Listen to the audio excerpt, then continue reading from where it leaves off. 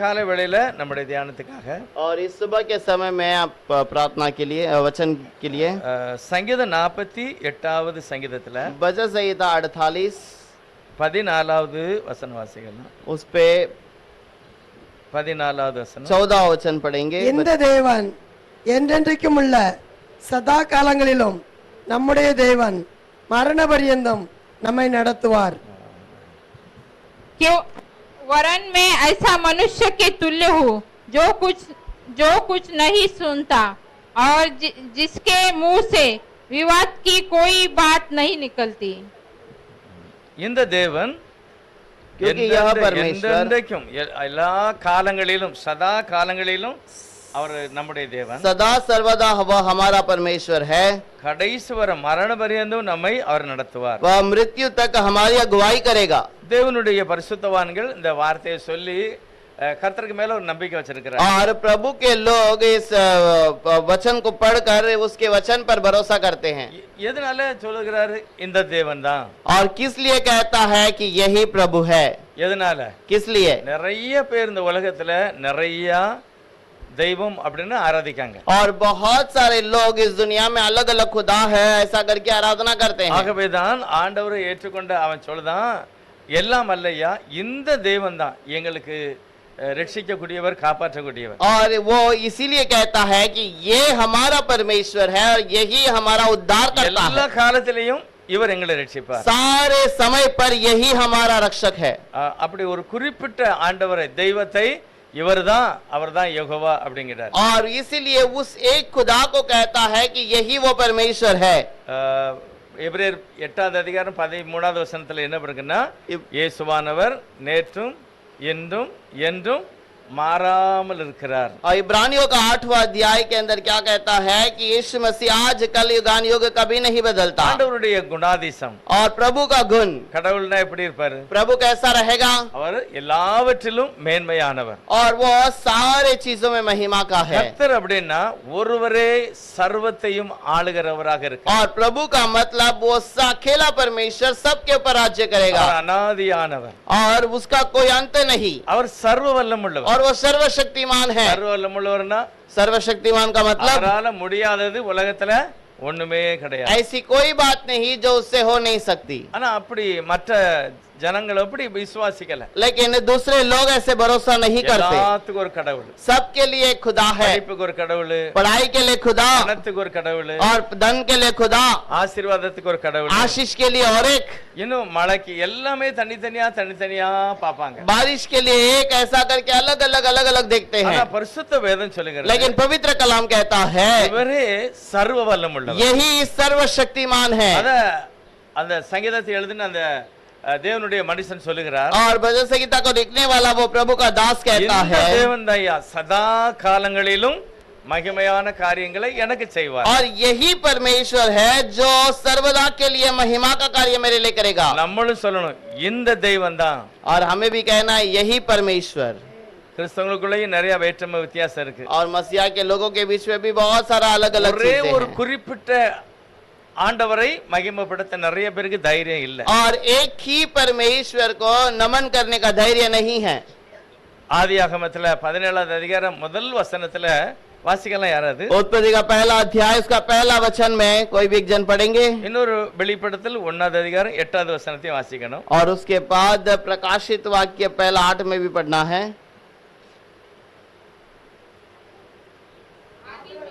हाँ,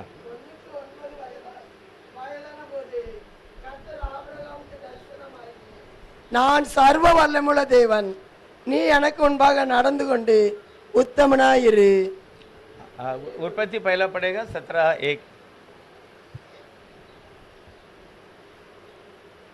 जब अब्राहम 99 वर्ष का हो गया तब यहोवा ने उसको दर्शन देकर कहा, मैं सर्वशक्तिमान ईश्वर हूँ, मेरा उपस्थिति में चल और सिद्ध होता जा.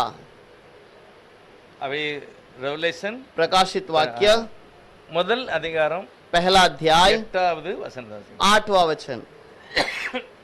இருக்கிறவரும் இருந்தவரும் வருகிறவருமாகிய சர்வ வல்லமுள்ள கர்த்தர், நான் அல்பாவும் ஒமேகாவும் ஆதியும் அந்தவுமாய் இருக்கிறேன் என்று திருவுளம் பற்றுகிறார்.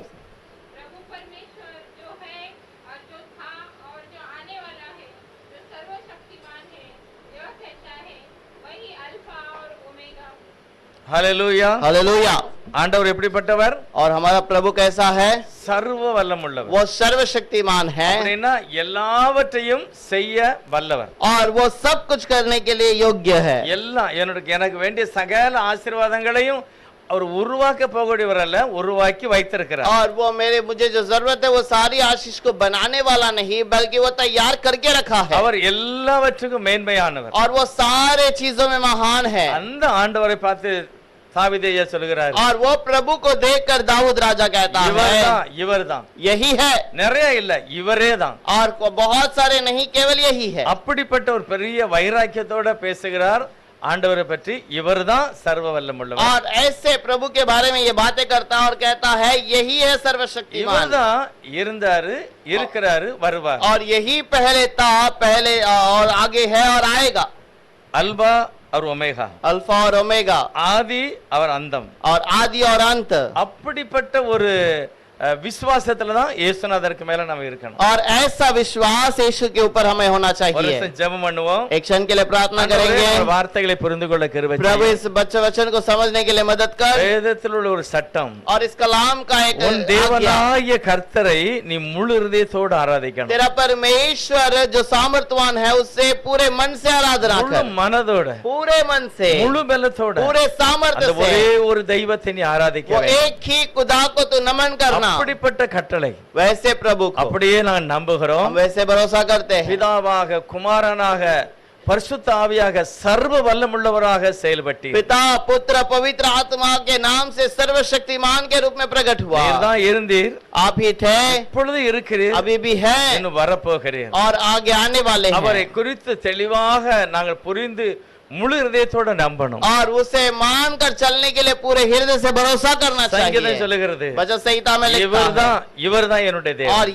यही मेरा प्रभु है। இவருக்காகவே காத்திருந்தேன். और इसी का हम इंतजार कर रहे थे। உன்னதப்பட்ட சுலமியத்தியார் சொல்லுகிறார், और श्रेष्ठ गीत में सुलमिति कहती है, இவரே என் நேசர், और यही मेरा प्रिय है, இவரே என்னை மீட்டுக் और கொள்வார். यही मेरा उद्धार करता அப்படிப்பட்ட है। மகிமையான தெய்வத்தை நாங்கள் ஆராதிக்கிறோம். वैसे महिमा के प्रभु को हम आराधना வசனத்தை करते हैं। கேட்கிற ஒவ்வொருவரும் கூட वचन को सुनने वाले हर एक, வசனத்தை கேட்கும் பொழுது பலவீனம் எல்லாம் மாறி போயிடும். वचन को सुनने के समय पर सारा कमजोर निकल எங்களுடைய जाए। விசுவாசம் வளரணும். मेरा विश्वास बढ़े, காரணம் சர்வ வல்லமுள்ளவரை நாங்கள் क्योंकि ஆராதிக்கிறோம். सर्वशक्तिमान के हम आराधना करते हैं। இயேசுவினுடைய நாமத்தினால பிதாவே, यीशु के नाम से मांगते हैं पिता, आमीन। आमीन। சர்வ வல்லமுள்ளவர். और सर्वशक्तिमान, சர்வ வல்லமுள்ளவர்னா எல்லாவற்றையும் செய்யக்கூடியவர். और सर्वशक्तिमान का मतलब सब कुछ करने के लिए जो काबिल रखता है। அதாவது அவர் எல்லாவற்றையும் சிருஷ்டித்தவர். और उसके बाद वो सब कुछ बनाता है, ஆனா வித்தியாசமாக செயல்பட்டிருக்கிறார். लेकिन अलग अलग बातों को प्रकट करता है। ஆபிரகாம் வீட்டுக்கு எப்படி வந்தாரு? अब्राहम का घर पर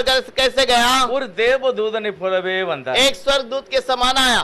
அவருடைய குமாரனை பலி செலுத்தும் போது எப்படி அவர் பேசினார்? और उसके पुत्र को बलि चढ़ाने के समय पर उसने कैसे बातें की? யார் பேசினதாக பைபிள் சொல்லுகிறது? कौन बातें किया है करके कलाम कहता है? தூதனானவர் प्रभु का जो दूत है வானத்தில் இருந்து आकाश से ஆபிரகாமை நோக்கி கூப்பிட்டார். अब्राहम को देखकर पुकारा। அவர்தான் சர்வ வல்லமுள்ளவர். और वही सर्वशक्तिमान அவர்தான் है, எல்லாவற்றையும் படைத்தார். और वही सब कुछ रचा, அதனால அவருக்கு ஒரு பதவி और கொடுக்கப்படுகிறது. इसीलिए उसको एक स्थान दिया गया है। அவர்தான் அப்பா, और वही पिता है, அவர்தான் பிதா. और वही पिता எதனால है। அவர் பிதா? और किस लिए वो पिता है? அவரை அல்லாமல் ஒன்றுமே உலகத்துல உருவாக்கப்படவில்லை. और उसको छोड़कर कोई कुछ भी कार्य दुनिया में बना உண்டானது नहीं, ஒன்றும் அவராலே அல்லாமல் உண்டாகவில்லை. और जो भी बनाया गया उसी के द्वारा हुआ, नहीं तो ये कुछ बनाया नहीं जाता।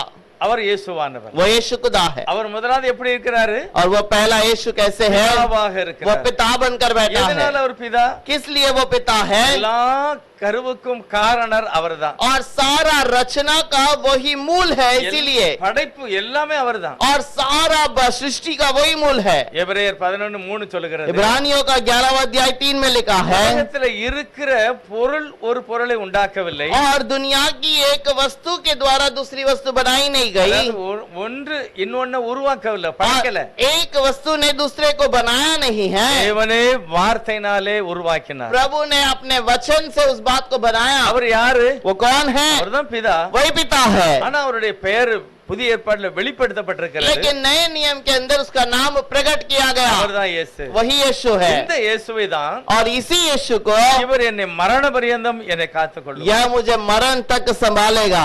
அடுத்து ஆண்டவர் எப்படி பழைய ஏற்பாடுல வெளிப்பட்டார்? उसके बाद दूसरा प्रभु नए नियम पुराने नियम पर कैसे प्रकट हुआ? ஆதியாகமம் 14வது அதிகாரத்துல மெல்கிசேதேக் என்று ஒரு ஆசாரியனை போல வெளிப்பட்டார். और उत्पत्ति के 14वां अध्याय के अंदर मिल्किसेदेक के करके एक याजक के रूप में प्रकट हुआ, அவர் ஒரு ஆசாரியன் போல. और वो एक याजक के समान, காரணம் அவர் பிரதான ஆசாரியன். क्योंकि वो ही महायाजक है। எல்லா இடத்திலுமே தேவன் ஒருவரே தன்னை வெளிப்படுத்துவார். और सारे जगह पर प्रभु खुद अपने आप को प्रकट करता है। கர்த்தர் சொல்லுகிறார், நான் என்னுடைய மகிமையை யாருக்கும் கொடுக்க प्रभु மாட்டேன். कहता है मैं अपनी महिमा को किसी और को नहीं दूंगा, யாருக்கும் கொடுக்க किसी மாட்டேன். को नहीं दूंगा। அப்போ இன்னொரு ஒரு வேலை செய்யணும்னு வைங்களேன், விசேஷமான ஒரு காரியத்தை செய்யணும். अब और एक विशेष कार्य करना है। இப்போ அவர் வானத்திலிருந்து தரிசனத்தின் மூலமா சொப்பனத்தின் மூலமா அவர் சத்தம் வெளிப்பட்டது. और वचन स्वर्ग में से उसका वचन जो है स्वप्न के द्वारा या किसी अलग रीति से उसका वचन प्रकट हुआ। யாத்ரா 3வது அதிகாரத்துல மோசேட்ட எப்படி பேசினார்? निर्गमन के पहले अध्याय के अंदर उसने कैसे बातें की? முகமுகமா பேசல. और वो चेहरे से चेहरे नहीं बात किया, அவருடைய தோற்றம் ஒரு அக்னி ஜுவாலையாக और இருந்தது. उसका रूप एक अग्नि के रूप में था। அங்கிருந்து தான் சத்தம் வருது. वहां से आवाज आई। அதுல என்ன போட்டிருக்கு? वहां पर क्या लिखा है? கர்த்தர் தரிசனமானார், प्रभु ने दर्शन दिया, தேவதூதனை போல இருந்தார், स्वर्गदूत के समान था, அவர்தான் சர்வ வல்லமுள்ளவர். और वही सर्वशक्तिमान है। தன்னை முதலாவதே மோசேட்ட ஒரு அறிமுகப்படுத்துகிறார். लेकिन पहले से मूसा को अपने आप को उसने बताया। ஏன்னா மோசேக்கு இப்ப என்ன நடக்கு, அந்த தீ உள்ள இருந்து என்ன சத்தம் வருதுன்னு தெரியாது. अब वो अग्नि अंदर से क्या बातें आता है उसे पता नहीं, அதனால மோசேட்ட ஃபர்ஸ்ட் சொல்றாரு, और इसीलिए मूसा से पहले वो कहता है நான் ஆபிரகாமின் ஈசாக்கு யாக்கோபனுடைய தெய்வம். और मैं अब्राहम इसहाक और याकूब का परमेश्वर। சொன்ன உடனே और ये कहते ही மோசே புரிந்து கொண்டார், और मूसा समझ गया, நான் குழந்தையாக இருக்கும்போது எங்க அம்மா எனக்கு சொல்லி मैं கொடுத்திருக்காங்க. जब बालक था मेरी माता ने ये बातें समझाई நான் है। விசுவாசிக்கிறேன் இது சர்வ வல்லமுள்ளவர். मैं विश्वास करता हूँ कि ये सर्वशक्तिमान நான் है। இப்ப எதனால இறங்கி இருக்கேன் அப்படி? और किस लिए मैं यहाँ पर उतर आया? அவருடைய அடிமைத்தனத்திலிருந்து விடுதலை ஆக்குவதற்கு உன்னை கொண்டு போறதுக்கு நான் இறங்கி और இருக்கிறேன். मिस्र की गुलामी से बचाए जाने के लिए यहाँ पर आया हूँ। ஆனா இதெல்லாம் சொல்லும்போது மோசே சொல்றாரு, அந்த வேலை எனக்கு வேண்டாம். और ये सब कहने के समय पर मूसा कहता है वो काम मुझे नहीं चाहिए। எதனால வேண்டாம்? किस लिए मुझे नहीं இது चाहिए? வரைக்கும் தேவன் செய்த மகிமையான காரியம் ஒண்ணுமே மோசே பார்க்கவே இல்லை. और अभी तक प्रभु ने जो किया है उस बात को मूसा ने देखा ही नहीं। மோசேக்கு என்னதான் தெரியும்? मूसा को क्या क्या पता है? அவங்களுடைய தாய் தகப்பன் அவங்களுக்கு போதிச்சிருக்காங்க குழந்தையா இருக்கும்போது. और उसके माता पिता ने उसे सिखाया है जब वो बालक था, அவனை தண்ணியில போட்டுட்டாங்க. और उसको पानी में डाल दिया गया। அவருடைய குமாரத்தை குழந்தை எடுக்கிறா. फिरौन की बेटी ने उसको पुत्र को निकाली, அந்த குழந்தையை வளர்ப்பதற்காகத்தான் அவன் தாய் வீட்டுக்கு போறான். और वो उस बालक को बढ़ाने के लिए वो फिर से अपने माँ के घर भेज தான் दी। அவனுக்கு போதிக்கப்படுகிறது. और तब उसे सिखाया जाता நம்முடைய है தேவன் ஆபிரகாம் ஈசாக்கு யாக்கோபுடைய தெய்வம். हमारा परमेश्वर अब्राहम याकूब और ईसा का அவர் परमेश्वर சர்வ வல்லமுள்ளவர். वो सर्वशक्तिमान है। இப்ப நம்ம ஊர்ல அடிமையா இருக்கோம், और अभी हम गुलामी में हैं, ஆனா கண்டிப்பா நம்முடைய தேவன் நம்மளை சந்திக்க வரப்போறார். लेकिन जरूर हमारा प्रभु मुलाकात करने நம்மளை आएगा, விடுதலையாக்கி கானான் தேசத்துக்கு கொண்டு போவாரு. हमें छुटकारा देकर कानान देश में ले जाएगा। இதெல்லாம் மோசேக்கு தெரியும், और ये सारी बातें मूसा को पता ஆனா है, எப்படி நடக்குங்கிறது தெரியாது. लेकिन कैसे होगा ये नहीं ஆனா पता। அந்த மகிமையான ஊழியத்தை மோசே செய்து முடித்தார். और ये महिमा का कार्य को मूसा ने पूरा किया।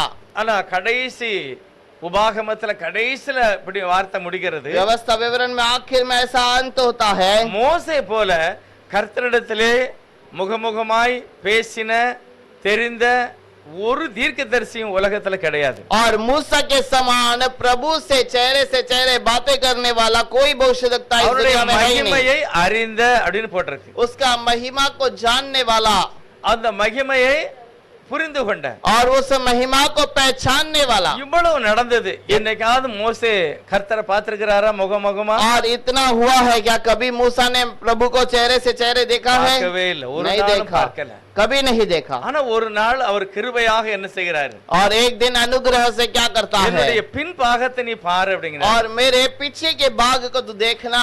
அப்படி பார்க்கும் போதும் கர்த்தர் சொல்லுகிறார், நான் என்னுடைய நாமத்தை சொல்லுவேன். और तब भी कहता है कि मैं अपने नाम को बताऊंगा, அப்பதான் நீ அதை பார்க்க முடியும். और तब तू उसे देख सकता है, ஏன்னா இந்த நாமத்துக்குள்ளதான் ஒரு ரட்சிப்பு, ஆசீர்வாதம் எல்லாமே இருக்கு. क्योंकि उसी नाम के अंदर उद्धार और सब कुछ है। அதுதான் ரட்சகர், और वही उद्धार है, அவர்தான் மீட்கிறவர், और वही छुटकारा देने அவர்தான் वाला, இயேசுநாதர். और वही तो यीशु है। அந்த பிதாதான் वही पिता மனிதனாக அவதரித்து வாசம் பண்ணுகிறார். मनुष्य के रूप में प्रकट हुआ। ஏன் இந்த மனிதனாக வந்தாரு? क्यों वो मनुष्य के रूप में आया? ரத்தம் சிந்தும்படியாக. लहू बहाने के लिए। யார் ரத்தம் சிந்தணும்? क्यों लहू बहाना है? ரத்தம் சிந்தல் இல்லாமல் பாவ மன்னிப்பு உண்டாகாது. और लहू बहाए बिना पाप का क्षमा नहीं। பிதா நேரடியா ஏன் வரல கீழே? पिता खुद से क्यों नहीं आया जमीन पर? என்னை கண்டு ஒரு மனிதன் உயிரோடு இருக்க முடியாது. क्योंकि वो कहता है मुझे देखकर कोई मनुष्य जीवित नहीं रह அதே सकता। சமயத்துல முக்கியமான சில பொறுப்பை நான் யாருக்கும் கொடுக்கவில்லை. और उसी प्रकार कुछ मुख्य कार्य को वो उसे छोड़कर और किसी को नहीं देगा। ஆகவேதான் தேவன் மனிதனாக வருகிறார். इसीलिए वो ही खुदा मनुष्य बनकर आया। அவர் சொல்லுகிறார், ஆபிரகாம்ட்ட நான் சர்வ வல்லமுள்ளவன். अब्राहम से उसने कहा कि मैं सर्वशक्तिमान हूँ। சர்வ வல்லமுள்ளவன் என்ன என்ன அர்த்தம்? सर्वशक्तिमान का मतलब क्या है? என்ன அர்த்தம்? சர்வ வல்லமுள்ளவன். सर्वशक्तिमान। இப்போ ஒரு 10 இடத்துல மீட்டிங் நடக்க போகுது. 10 जगह पर अगर मीटिंग चल रहा है, 10 இடத்துல 10 जगह पर நம்ம தேசத்துல சமாதானம் வரணும், हमारे देश में समाधान आना चाहिए, இந்த சாத்தானுடைய கிரியைகள் எல்லாம் அழிக்கப்படணும், और ये शैतान का सारा कार्य नाश हो जाए। அப்படி ஒரு காரியத்துக்காக और वैसे एक बात के लिए நிறைய பரிசுத்தவான்கள் கூடி ஜெபம் பண்ண போறாங்க. बहुत सारे पवित्र लोग मिलकर प्रार्थना करने वाले हैं। 5 கண்ட உலகத்துல இருக்கு. 5 जो खंड है हमारे दुनिया में, ஒவ்வொரு இடங்களிலேயும் பல கூட்டங்களை பல இடத்துல நடத்த போறாங்க. हर एक खंड के अंदर अलग बड़ा बड़ा झुंड का आराधना होने वाला அமெரிக்கால है। ஒரு 10 இடத்துல வைங்களேன், और वहां पर अगर आराधना होता है, அமெரிக்கால ஒரு 10 இடத்துல, अमेरिका में एक 10 जगह पर, ஆஸ்திரேலியால ஒரு 10 இடத்துல, ऑस्ट्रेलिया में एक 10 जगह पर, ஐரோப்பா கண்டத்துல, और यूरोप के अंदर, ஆப்பிரிக்கால, अफ्रीका के अंदर, இந்தியால, और भारत में, இலங்கையில, और लंका में। எல்லாமே சொல்றாங்க சரியா இத்தனை மணிக்கு. और सब लोग कहते हैं सही इसी समय पर, ஒரே மாதிரி நாம் தெய்வத்தை ஆராதிக்க போறோம். और एक ही जैसे हम खुदा को नमन இந்தியால करेंगे। காலையில 9 மணி, और ये भारत में सुबह 9 बजे, ஆனா அமெரிக்கால அந்த நேரம் ராத்திரி. और लेकिन अमेरिका में वो समय रात होगा। அவங்க நேரத்துல நம்ம ஜெபம் பண்ணாலும் நேரம் ஒரே நேரம் தான். और वो अपने अपने देश में प्रार्थना करेंगे तो भी समय एक ही समय पर सब रहेंगे। எல்லாரும் ஒரே மாதிரி ஜெபம் பண்ணணும். सब लोग एक समान प्रार्थना करें। குறைஞ்சது 100 இடத்துல தேவனுடைய ஜனங்கள் கூடுகிறார்கள். करीब 100 जगह पर प्रभु के लोग इकट्ठे होते हैं। 100 இடத்துல இருக்கிறவங்களும் பாச வித்தியாசம். और 100 जगह पे रहने वालों का भाषा अलग अलग है। இப்போ நல்லா யோசிங்க, और अभी अच्छा सोच कर இந்த देखिए, 100 இடத்துல நடக்கிற மீட்டிங்ல இந்த ஒரு தெய்வம் எல்லாத்தையும் கண்ட்ரோல் பண்ண முடியுமா, பார்க்க முடியுமா? क्या ये 100 जगह पर चलने वाली सभा को वो एक ही खुदा एक ही समय पर उनको दान दे सकता है? எப்படி எல்லாமோ பாஷைகள்ல பேசுறாங்க, அதை அவர் தீர்மானிக்க முடியுமா? अलग अलग भाषाओं में बातें करते हैं, क्या वो उसे निर्णय ले सकता है? ஒரே நேரத்துல एक ही समय पर 100 இடத்துல நடக்கு, 100 जगह पर चलता 1000 है, இடத்துல நடக்கு, हजारों जगह வேற पर, வேற பாஷையில நடக்கு, अलग अलग भाषाओं में, வேற வேற தூரத்துல நடக்கு. और अलग अलग दूर स्थान पर அந்தந்த இடத்துல அவங்க அவங்களோட ஆவியானவர் பேச முடியுமா? वो स्थान पर क्या आत्मिक प्रभु बातें कर सकता है? ஊழியக்காரன் மூலமா, वो सेवक के द्वारा தீர்க்கதரிசி या மூலமா, भविष्यवक्ता के द्वारा பரிசுத்தாவில நிரம்பி அந்த ஜனங்களோட பேச முடியுமா? पवित्र आत्मा से बढ़कर क्या उससे बातें कर सकता அவங்க है? இருக்க முடியுமா? क्या वो यहाँ रह सकता है? அப்பதான் அவர் கடவுள். और तब ही वो खुदा है, அப்பதான் அவர் சொல்ல முடியும், நான் சர்வ और வல்லமுள்ளவர். तब ही वो कह सकता है कि मैं सर्वशक्तिमान எத்தனை हूँ। கோடி பேர் இருந்தாலும் சரி, कितने भी करोड़ों लोग क्यों ना हो, எத்தனை ஆயிரக்கணக்கான பாஷைகளை நீ பேசினாலும் कितने சரி, हजारों भाषाओं में बातें क्यों ना करें, நான் அங்க இருந்து கவனிப்பேன். मैं वहाँ रहकर उन्हें देखूंगा, இல்ல நான் அங்க பாத்துக்கிடும், என் புள்ள அங்க பாத்துக்கிடும், या फिर मैं यहाँ पर देखूंगा, मेरा बेटा वहाँ पर उन्हें संभालेगा, தீர்க்கதரிசி அனுப்பிடுவேன். और मैं वहाँ पर एक भविष्यवक्ता को भेजूंगा। அப்படி இல்லவே இல்லை. ऐसा है ही नहीं। நம்முடைய தேவன் சர்வ வல்லமுள்ளவர், हमारा परमेश्वर सर्वशक्तिमान है, வானத்தையும் பூமியை நிரப்புகிறவர். और आकाश और पृथ्वी को भरपूर அவர் करता है, பரலோகத்துல ராஜாதி ராஜா, और वो स्वर्ग में राजाओं का राजा बनकर रहेगा। மனித குமாரனாக இருப்பார், पृथ्वी पर मनुष्य का पुत्र बनकर रहेगा, மனிதனுக்குள்ளாக பரிசுத்த ஆவியானவராக एक இருப்பார். मनुष्य के अंदर वही पवित्र आत्मा बनकर भी रहेगा। இயேசுவானுடைய நாமத்தில் அதனாலதான் ஞானஸ்தானம் கொடுக்கும். यीशु मसीह के नाम से बपतिस्मा लिया जाता இயேசு है। நாமத்துல ஞானஸ்தானம் கொடுத்த உடனே நமக்கு ஒரு பேர் வச்சிருக்காங்க. यीशु के नाम से बपतिस्मा देते हैं तो हमारे लिए एक नाम रखा गया அவங்கெல்லாம் है। இயேசுவின் நாமக்காரங்க. ये सब यीशु के नाम वाले हैं। அப்ப அவங்க எந்த நாமம்னு தெரியல. अब वो कौन सा नाम के हैं मुझे नहीं पता। இயேசு கிறிஸ்து நாமத்துல எதனால ஞானஸ்தானம்? यीशु के नाम से किस लिए बपतिस्मा பரிசுத்த है? ஆவியானவர் இறங்கி பேசினதால. पवित्र आत्मा उतर कर बातें करता है, ஆகவே நான் நம்புகிறவர் இன்னார் என்று எனக்கு தெரியும். और इसलिए मैं जिसका भरोसा करता हूँ वो कौन है ये मैं जानता हूँ, அவர் சர்வ வல்லமுள்ள और वो सर्वशक्तिमान அவர் है। இருந்தார், और वो था, அப்பொழுது பிதாவாக, और तब वो पिता था, பிதாவாகவே இருக்கிறார். और वो हमेशा पिता के समान ही அந்த है। ஸ்தானத்துல அவர் விலக उस மாட்டார். स्थान से वो कभी नहीं அதே हटेगा। நேரத்துல குமாரனாகவும் இருக்கிறார். उसी समय पर वही परमेश्वर पुत्र भी அதே है, நேரத்துல பரிசுத்த ஆவியானவர் उसी இருக்கிறார். समय पर वो पवित्र आत्मा भी है। யோவான் ஸ்நானனுடைய தகப்பன் பேர் என்ன பேரு? यूहन्ना जो बपतिस्मा देने वाले का पिता का नाम क्या है? जकरिया। சகரியா. जकरिया। இயேசு கிறிஸ்து பிறக்கிறதுக்கு முந்தி யோவான் பிறக்கிறாரு. यीशु मसीह के जन्म होने के पहले यूहन्ना बपतिस्मा देने वाले का जन्म हुआ। பிறக்கிறதுக்கு அந்த சமயத்துல சகரியா பரிசுத்த ஆவியினாலே நிறைந்தார் என்று வேதம் और சொல்லுகிறது. कलाम कहता है कि जो यीशु के जन्म के पहले जकरिया पवित्र आत्मा से भर गया, பரிசுத்தம் நிறைஞ்சாரு. पवित्र आत्मा से भर गया। மரியாள் பரிசுத்தால் நிறைஞ்சாங்க. मरियम पवित्र आत्मा से भर गई। எலிசபெத் பரிசுத்தால் நிறைஞ்சாங்க. एलिशबा पवित्र आत्मा से भर गई। சிமியோன் பரிசுத்த ஆவியினாலே நடத்தப்பட்டார். सिमियोन पवित्र आत्मा से भर गई। ஆகவே மூணு தெய்வம் அல்ல, लेकिन तीन खुदा नहीं, சர்வ வல்லமுள்ளவர். वो सर्वशक्तिमान है, ஆகவேதான் அந்த ஒரே ஒரு கடவுளை முழு இதயத்தோட நாம் ஆராதிக்கணும். और इसीलिए वो एक ही खुदा को हमें नमन करना है। தாவீது சொல்லுகிறார், दाऊद कहता है, இவர்தான் என்னுடைய தேவன், और यही मेरा प्रभु है, இவர் மாதிரி வேற ஆளே கிடையாது, इसके समान कोई है ही नहीं, இவர்தான், यही है, இவரே நான் और வணங்குவேன். इसी को मैं नमन करूंगा।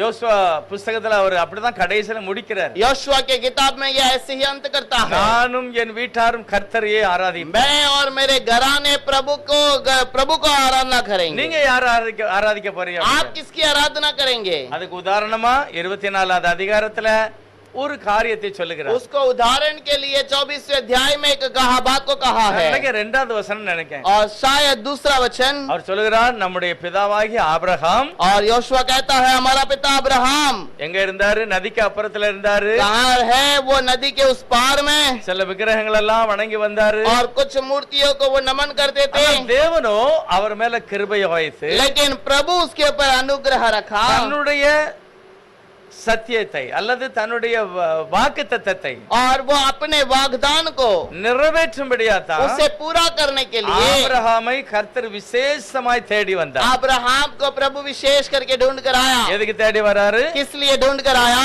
ஆபிரகாம் மூலமா தான் தேவன் ஒரு பெரிய மாற்றத்தை உலகத்தில் கொண்டு வருகிறார். इस अब्राहम के द्वारा प्रभु एक बहुत बड़ा बदलावट लाता है। உலகத்துல போட்ட புதிய ஏற்பாடு எப்படி ஆரம்பிக்கி? दुनिया में जो नया नियम कलाम आरंभ हुआ कैसे हुआ? ஆபிரகாமின் குமாரன் யாரு?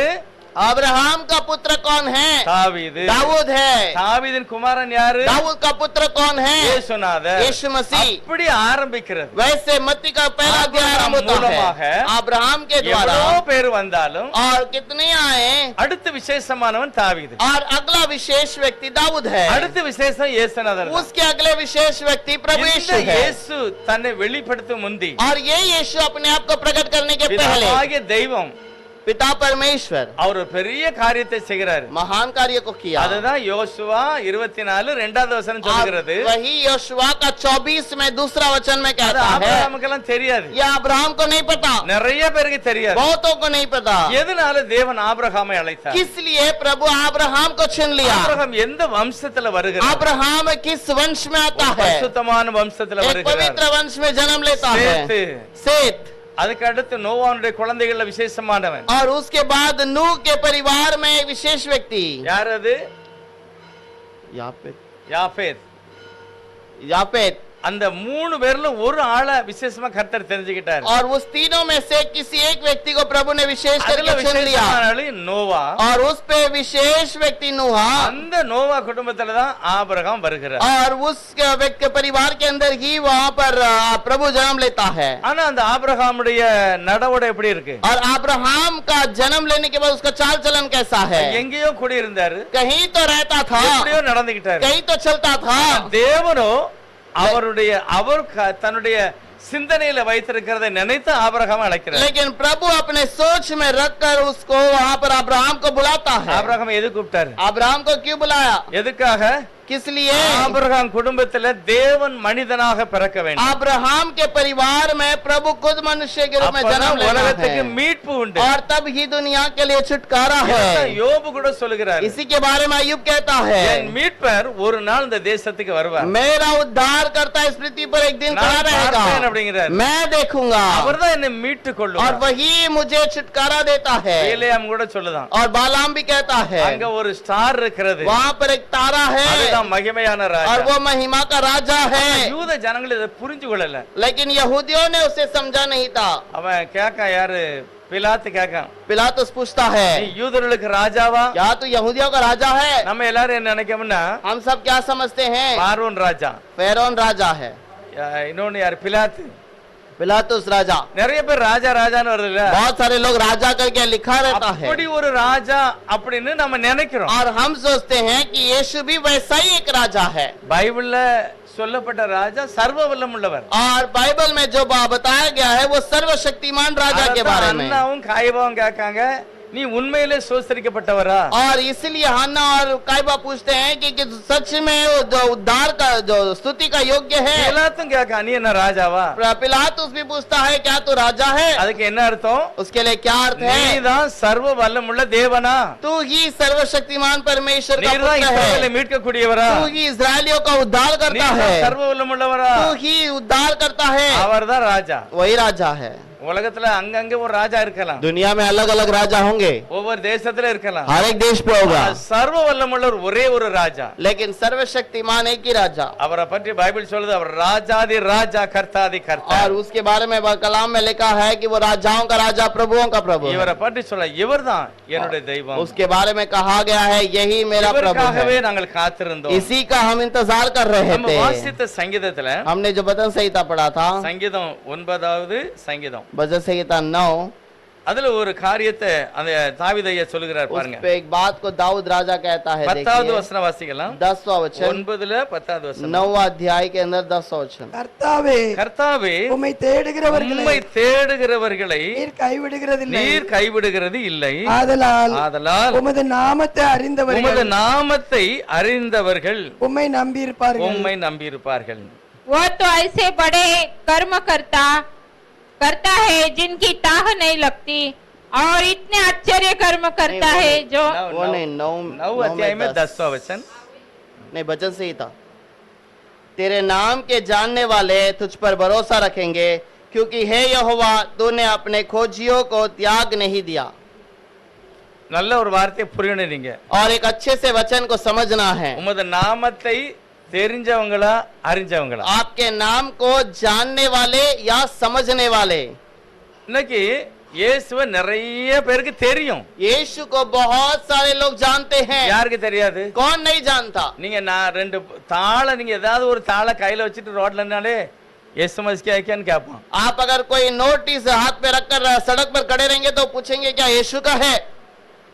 ஏன்னா அந்த மாதிரி உலகம் புரிஞ்சிருக்கு. क्योंकि दुनिया यीशु के बारे में जानती है। ஏதாவது ஒரு நீதி நியாயத்தை பேசினா நீங்க கிறிஸ்தவனா நீ இயேசுவான்னு கேட்பான். आप अगर सही धर्म के धार्मिकता की बातों को करेंगे तो वो पूछेगा क्या आप मसीह हैं? எல்லாருக்கும் தெரியும் இயேசு, सबको पता है कि यीशु, எல்லாரும் அறியல.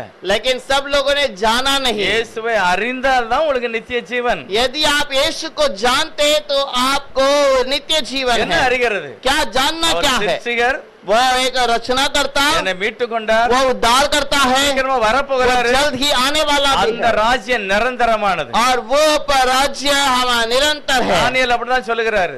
और दानियल कहता है, கைகளால் பெயர்க்கப்படாத ஒரு கல் அங்கிருந்து வருகிறது. और एक पत्थर जो लुढ़क कर आती है, जिसको कोई हाथ नहीं உலகத்துல लगाया, எல்லா ராஜ்யத்தையும் அது உடைத்து ஒன்றுமில்லாமல் ஆக்கிவிடும். दुनिया के सारे राज्य को वो चुकना चूर कर देगा, அவரே ராஜாதி ராஜாவா இருப்பார். और वही राजाओं का राजा है, அந்த ராஜ்யம் அழியாது. वो राज्य नाश न होगा। அப்படி நினைத்த அந்த தெய்வத்தை நம்ம ஆராதிக்கிறோம். और वैसे सोचकर उस राजा को आराधना அவரை करना है, அறிந்தவர்கள். और उसको जानने वाले। இயேசு அப்படின்னா யார் பேரு? यीशु का नाम क्या है? யார பிதாவாக ஆராதித்தாங்களோ அந்த பிதாவுனுடைய நாமம் இயேசு. और जिस पिता को उन्होंने आराधना किया, उस पिता का नाम यीशु है, அவர்தான் கர்த்தர். वही तो खुदा है।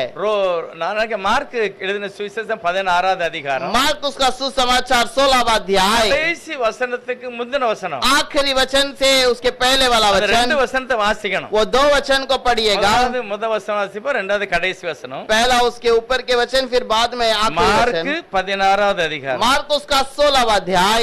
இவ்விதமாய் கர்த்தர் அவர்களுடனே பேசின பின்பு, இவ்விதமாய் கர்த்தர் அவர்களுடனே பேசின பின்பு, யார் பேசினது? கர்த்தர். யாரோட பேசினாரு? 11 பேரோட. எங்க பேசினாரு? ஒலிவ மலையில கொண்டு விட்டுக்கிட்டு கர்த்தர் அவங்களோட பேசினாராம். அடுத்து பரலோகத்துக்கு எடுத்துக்கொள்ளப்பட்டு பேசிக்கிட்டு இருக்கும்போதே ஒரு மேகத்துக்குள்ள ஏசுனாரு, மேல போயிட்டாரு, மறைந்துட்டாருன்னு போட்டிருக்கு.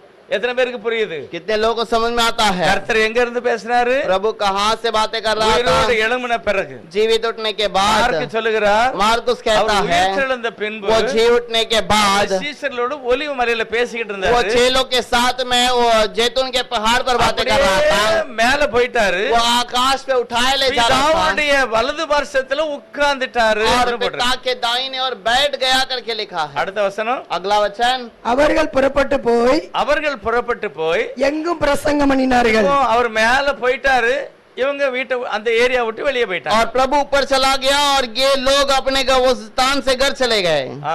பிரசங்கம் பண்ணினார்கள். இப்போ இவங்க வெளியே போய் பிரசங்கம் பண்ணுதாங்க. अब ये बाहर जाकर प्रचार करते हैं। ஏசுனார் எங்க இருக்காரு? यीशु कहाँ पर है? கர்த்தர் அவர்களுடனே கூட. ஏசு எங்க இருக்காரு? முதல் வசனத்துல எங்க இருக்காரு? और 19 वचन में यीशु कहाँ पर है? பரலோகத்துக்கு போயிட்டாரு, स्वर्ग में चला गया, வலது பார்சத்துல உட்கார்ந்துட்டாரு. दाहिने और बैठ गया। ஆனா அடுத்த வசனம் என்ன சொல்லுது? अगला वचन क्या कहता है? இவங்க போய் பிரசங்கம் பண்ணாங்க. ये जाकर प्रचार करते அதே हैं, கர்த்தர் वही प्रभु இவங்க கூடவே இருந்து उनके साथ रहकर அற்புதம் செய்து अद्भुत किया, தன்னுடைய வார்த்தையை உறுதிப்படுத்தினார். अपने वचन को दृढ़ भी किया है। மேல போனாரா இல்ல இவங்களோட இருந்தாரா? क्या ऊपर चला गया था कि इनके साथ है? நல்ல புரியணும், அவர் சர்வ வல்லமுள்ளவர். अच्छा समझना है, वो सर्वशक्तिमान है। பிதாவில் வலது பார்சத்துல ராஜாதி ராஜாவாக वो இருக்கிறார். पिता के दाहिने और राजाओं का राजा बनकर बैठा है, அதே சமயத்துல பூலோகத்துல சீஷர்களோடு கூட பரிசுத்த ஆவியானவராக और இருக்கிறார். उसी समय पर वो चेलों के पास में आत्मा से भरपूर இவருக்குள்ள है। குணம் விசேஷம் என்னது? इसका गुण क्या है? நம்முடைய தேவனுடைய குணத்தை பாருங்க. प्रभु का गुण देखिए, 103வது சங்கீதத்துல वचन संहिता 103 के अंदर 8வது வசனத்துல தேவனுடைய குணாதிசம். और 8वां वचन में प्रभु का एक गुण प्रकट किया गया है। கர்த்தர் உருக்கமும் கர்த்தர் உருக்கமும் இரக்கமும் இரக்கமும் நீடிய சாந்தமும் நீடிய சாந்தம் மிகுந்த உள்ளவர், கிருபையும் உள்ளவர். அவர் மிகுந்த கிருபை உள்ளவர். यहोवा दयालु और अनुग्रहकारी, विलम्ब से कोप करने वाला और अति करुणामय है। இவர் சொல்றார், பிதா, நம்முடைய பிதா எப்படிப்பட்டவர் தெரியுமா? ये कहता है हमारा पिता किस प्रकार का है? அவர்தான் கர்த்தர். वही खुदा, அவர் மிகுந்த இரக்கம் वो உள்ளவர், बहुत ही दयालु है, கிருபை உள்ளவர், वो अनुग्रहकारी है, இரக்கம் உள்ளவர். और विलंब से क्रोध करता है, உருக்கம்னா என்னது? और तरस खाता है। யாராவது மன நொறுங்கி அழுதுட்டாங்கன்னா अगर कोई தேவனும் பார்த்து மன நொறுங்கி அழுதுருவார். और अगर कोई व्यक्ति मन तोड़कर रो लेता है, तो यदि प्रभु ने उसे देखा तो वो भी मन तोड़कर பிதாவை रोएगा। பற்றி எழுதியிருக்கிறார். पिता के बारे में அவர் कहा है, அப்படியே மனது உருகிருவாரு. वो भी मन तोड़कर रो जाएगा। இந்த குணம் இயேசுநாட்ட இருந்ததா? क्या ये गुण यीशु के पास था? அடுத்து யோசுவா புஸ்தக 2 ராஜாக்கள் புஸ்தகம் दूसरा राजाओं का किताब 13வது அதிகாரத்துல 13वां अध्याय 23வது வசனம் வாசிக்கணும். 23वां वचन। 2 ராஜாக்கள் दूसरा राजा 13:23 13वां अध्याय उसका 23। ஆனாலும் கர்த்தர் அவர்களுக்கு இறங்கி கர்த்தர் அந்த ஜனங்களுக்கு இறங்கி ஆபிரகாம் ஈசாக்கு யாக்கோபு என்பவர்களோடு ஆபிரகாம் ஈசாக்கு யாக்கோபு என்பவர்களோடு செய்த தமது உடன்படிக்கை அவர்களோட சில உடன்படிக்கை பண்ணார் பாத்தியாலா, அதை நினைத்து அவர்களை அழிக்க சித்தமாயிராமல் அவர்களை இன்னும் தம்முடைய முகத்தை விட்டு தள்ளாமலும் அவர்கள் மேல் மனதுருகி அவர் பிதா அவர்கள் மேல் மனதுருகி அவர்களை நினைத்தருளினார். हिंदी में परंतु यहोवा ने उन पर अनुग्रह किया और उन पर दया करके अपनी उस वाचा के कारण जो उसने अब्राहम ईसाक और याकूब से बांधी थी उन पर कृपा दृष्टि की और न तो उन्हें नष्ट किया और न अपने सामने से निकाल दिया. मनदुरुकम என்னது? और यहाँ पर तरस खाना का मतलब क्या है? मनदुरुकம்னா तरस खाना. எந்த ஒரு மனிதனும் அப்படியே சரண்டர் ஆயிட்டாம்னா, कोई भी मनुष्य यदि अर्पण करता ஆண்டவரே தெரியாம செய்துட்டேயா, हे प्रभु मैं अर्पण करता हूँ, ஆனா நான் இப்போ உம்மதான் நம்புதேன், और अभी मैं आप ही के भरोसे எனக்கு पे हूँ, நீங்க தான் தஞ்சம், आप ही मेरे लिए सहारा. அப்படின்னு பழைய ஏற்பாட்டுல சொன்னவனே அவர் விடல, और वैसे पुराने नियम में कहने वाले को भी नहीं छोड़ा, புதிய ஏற்பாட்டுல சொன்னவனே விடல, नए नियम पे कहने वाले को भी नहीं छोड़ा. ஏனென்றால் நம்முடைய தேவன் மனது உருக்கம் உள்ளவர், क्योंकि हमारा प्रभु तरस खाता है நீடிய சாந்தம் உள்ளவர், और बहुत ही दयालु है. அவர் பிதாவாக இருக்கும்போது அந்த குணம் தான், और वो पिता बनकर रहने के समय पर वही गुण அவர் है. குமாரனாக இருக்கும்போது அந்த குணம் वो தான், को पिता पुत्र बनकर रहने के समय पर भी वही गुण அவர் है. மனது உருக்கம் உள்ளவராக वो இருந்தார். बहुत ही दयालु तरस खाता அவருடைய है. அவருடைய அந்த அந்த நிலையை பார்க்கும்போது மிகுந்த கிருபையும் அன்பு நிறைந்தவர். और उसका उस परिस्थिति को देखने के समय पर बहुत ही अनुग्रहकारी ஒரு है. சில நேரத்துல இந்த மனதுருக்கம் தெய்வம் மனதுருக்கத்தை போலவே நடக்கல. और कुछ समय पर यह परमेश्वर वो तरस खाने के समान नहीं रहता. யோசேப்பினுடைய வாழ்க்கையை பாத்தீங்கன்னா, यूसुफ के जीवन को यदि हम देखें, பிறந்ததுல இருந்து जब से जन्म लिया வாலிப பிராயம் வர அவருக்கு எதிரி இருந்தாங்க. जवानी तक उसके जीवन में उसके विरोध में थे. இவருக்கு புதிய தரிசனம் வருது, इसको बहुत दर्शन आया, அதே சமயத்துல எதிர்ப்பும் வருது. और उसी समय पर उसके विरोध में भी कुछ बातें எவ்வளவு आई. கர்த்தர் இவருக்கு வெளிப்பாட கொடுத்தாரோ அவ்வளவு எதிர்ப்பையும் அவர் அனுபவிக்கிறார். जितना प्रकाश प्रभु ने इसे दिया है उतना ये दुख को भी सहता है. எதனால தேவன் இதை அனுமதிக்கிறார்? क्यों ये प्रभु उसको वहाँ पर अनुभूति का देता है? மனதுருக்கம் உள்ள கர்த்தர், मन दयालु वाला அவர் प्रभु. எப்படி இந்த யோசேப்பை இவ்வளவு ஒரு இக்கட்டான நிலையில கொண்டு போட்டார்? और कैसे वो यूसुफ को ऐसे संकट में डाल दिया. தேவன் ஒரு சிலரை சரியான வேலைக்கு அழைக்கிறார். प्रभु कुछ लोगों को सही काम के लिए बुलाता है. இத பற்றி நான் நினைக்கிறேன் கொலோசியர் நிருபத்துல कोलोसियों की किताब के अंदर அப்போஸ்தலனாகிய பவுல் ஒரு பெரிய ரகசியத்தை சொல்லுகிறார் प्रेरित பாருங்க. पौलुस एक बहुत रहस्य को कहता है. அந்த காரியம் தான் யோசேப்பினுடைய வாழ்க்கையில நடந்தது. और वही बात यूसुफ के जीवन में हुआ है. கொலோசியர் முதல் அதிகாரத்துல कोलोसियों का पहला अध्याय. நல்ல நம்ம வார்த்தைகளை புரிந்துகிட்டோம்னா நமக்கு இருக்கிற சில காரியங்களையும் நம்ம புரிஞ்சுக்கிடலாம். अगर इस वचन को समझ जाएंगे तो हमारे जीवन के संकट के बारे में भी समझ கவனிங்க, सकेंगे. நான் வாசிங்க 24வது मैं வசனம். पढ़ता हूँ, सुनिएगा 24वां वचन. பவுல் சொல்லுகிறார், पौलुस कहता है, இப்பொழுது நான் உங்கள் நிமித்தம் அனுபவிக்கிற பாடுகள் अब मैं उन दुखों के कारण जो तुम्हारे लिए उठाता हूँ நான் சந்தோஷம் அடைகிறேன். मैं उसके लिए आनंदित करता हूँ. யோசேப்பு போல ஒரு பெரிய பாடு யாருக்கு இருக்குன்னா பவுலுக்கு இருக்கு. और मूसा यूसुफ के समान दुख किसका है? पौलुस को है. அவர் சொல்லுகிறாரு, நான் உங்களுக்கு ஊழியம் செய்ததுனால தேவனுடைய பிரதிநிதியாக நான் இருக்கிறதுனால நான் ரொம்ப கஷ்டப்படுறேன். और मैं प्रभु के सामने तुम्हारे लिए विनती करता हूँ, इसीलिए मैं बहुत दुख उठाता हूँ. ஆனா நான் சந்தோஷமா இருக்கேன். लेकिन मैं आनंदित हूँ. எதுக்கு தெரியுமா? किस लिए? கிறிஸ்துவனுடைய உபத்திரவங்களில், அதாவது தேவ இயேசுவானவருக்கு நிறைய உபத்திரம் இருந்தது. और यीशु मसीह के लिए बहुत सारे दुख थी.